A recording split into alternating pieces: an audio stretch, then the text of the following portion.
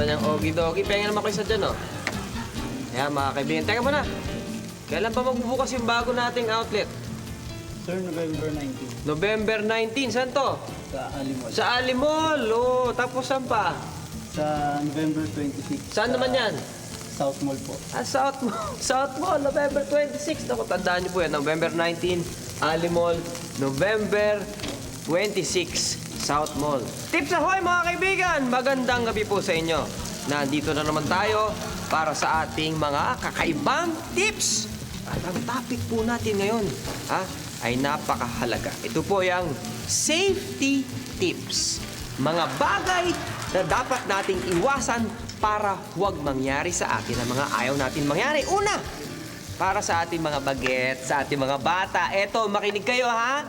Huwag kayong magpapasuklay sa mami ninyo kapag ang inyong mga magulang ay nag-aaway. Bakit kamo? Panoorin niyo po ito. Harap naman ito.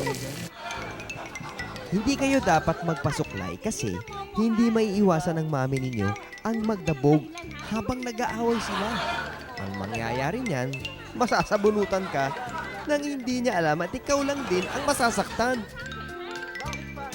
Pangalawa, mga kaibigan, kapag kayo ay nagpapaahit at kinakausap kayo ng barbero sa tanong na oo o hindi, nako, huwag kayong sasagot.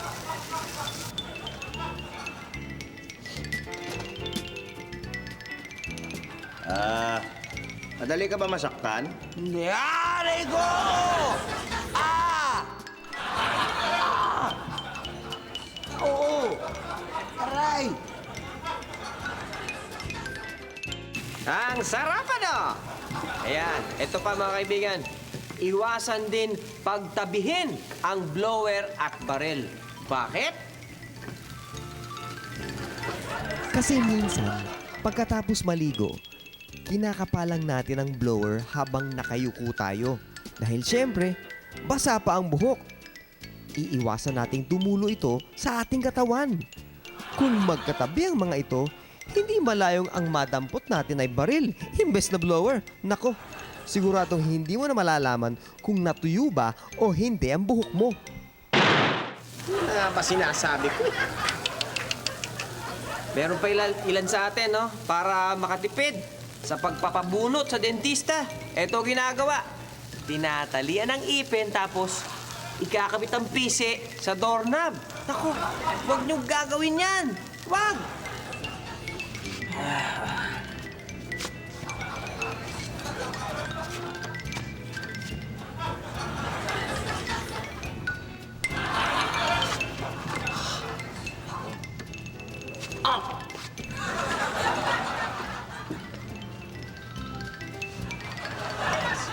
Oh, nakita nyo na.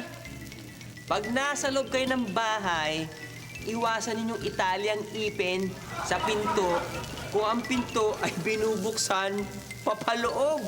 Para kayo naghahanap ng sakit ng katawan yan eh. Eto pa, makinig kayo. Iwasan ninyong biruin ang lalaki naglilinis ng baril. Dahil hindi nyo alam kung bakit siya naglilinis ng baril. Baka galit yan o anuman. Tapos, biruin ninyo?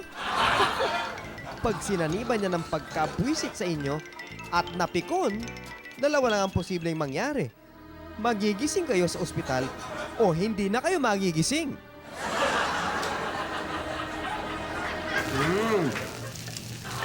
At ang panghuli nating tip, ito. Kapag lang naman. Ogi-dogi, ha?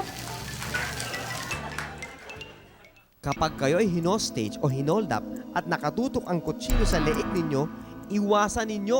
Nako, iwasan ninyong bumahing. Dahil siguradong pag napabahing kayo, masasaksak ninyo ang sarili ninyo dun sa kutsilyong hawak ng hostage taker o nung hold upper. Palagi ko naman, bibitawan na kayo niyan. Yun eh, dahil sa wala na kayong buhay. Nako, mga kaibigan, sayang. Naubusan na naman tayo ng oras, pero sana meron kayong napulot kahit konti doon sa aking mga safety tips. Ako pong muli ang inyong lingkod, si Ogie the Pogi, na kumakain ng Ogie Dogi. Hanggang sa muli, tips ahoy! Kailan nga ba ulit yung sa Ali Mall? Sir, November 19. November. North